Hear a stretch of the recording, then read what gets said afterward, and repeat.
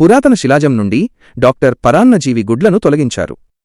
ఆ తర్వాత కీటకాలకు తక్కువ వేడితో చికిత్స చేసేందుకు ఆయన వాటిపై ద్రవ నైట్రోజన్ను చల్లారు. అన్నీ సిద్ధమైన తర్వాత డాక్టర్ నెమ్మదిగా కంటైనర్ను తెరవగానే లోపల ఉన్న లెక్కలేనన్ని కీటకాలు వెంటనే కదలడం ప్రారంభించాయి.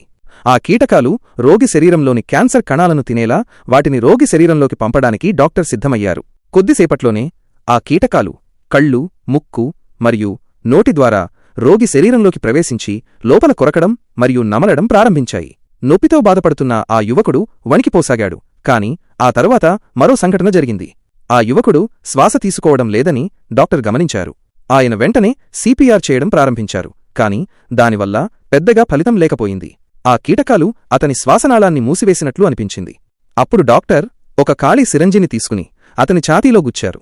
అకస్మాత్తుగా అతని కళ్ల నుండి అనేక కీటకాలు బయటకు రావడం ప్రారంభించాయి.